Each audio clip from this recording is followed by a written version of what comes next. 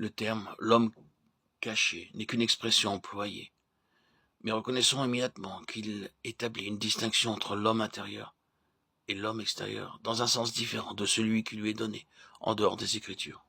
Ce n'est pas la distinction des psychologues ou des philosophes, qu'ils soient anciens ou modernes, païens ou chrétiens.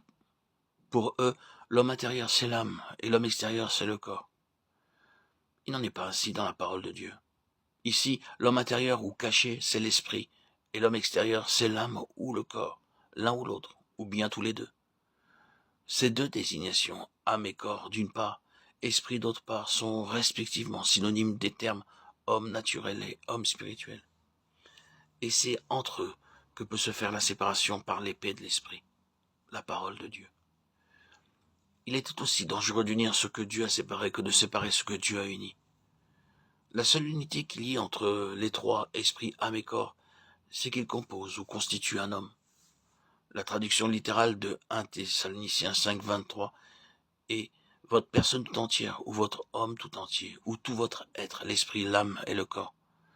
Ces trois mots bien distincts sont employés en grec comme ailleurs. L'Esprit de Dieu n'emploie pas des mots au hasard, simplement pour l'intérêt de la variété. Les termes que Dieu emploie expriment des principes spirituels fondamentaux. Ce mot naturel, lorsqu'il est appliqué à l'homme, est comme nous le savons le mot grec psychos, dont la forme française est psychique, spirituel, et l'adjectif du mot esprit, et animal, l'adjectif de âme.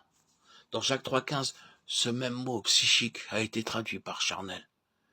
Mais il serait plus juste de dire animal, de l'âme.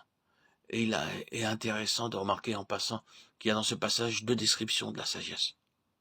Ce qui fait de l'homme un être unique dans tout le domaine de la création, ce n'est pas le fait qu'il soit une âme ou qu'il ait une âme, c'est le fait qu'il a un esprit et une âme. Et il est possible que cette union en une seule personne de l'âme et de l'esprit rende l'homme unique au-delà de cette création dans l'univers tout entier. Dieu est esprit. Les anges sont des esprits. Il y a de nombreux passages dans les Écritures qui indiquent la différence qu'il y a entre le moi intérieur de l'esprit et le moi extérieur de l'âme.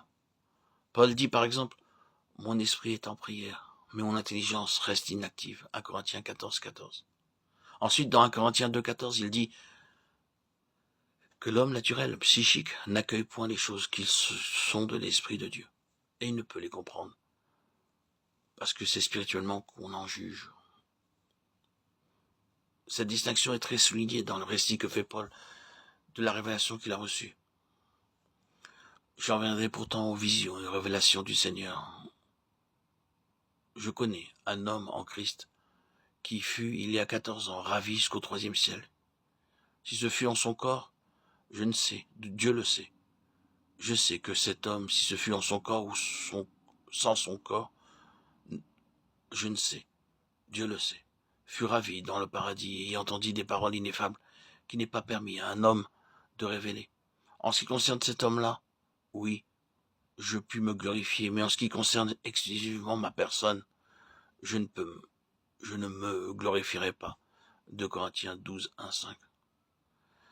Nous remarquons ici, en passant, que les choses révélées à l'esprit ne sauraient être exprimées par l'homme extérieur, à moins que le Seigneur n'en donne le pouvoir.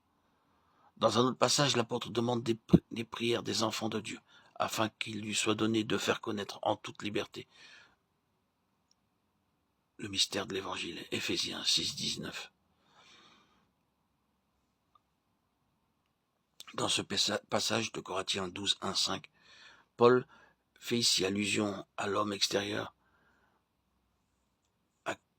qui ne connaît pas qui ne peut transmettre la vérité. Et l'homme intérieur qui a cette révélation de la vérité.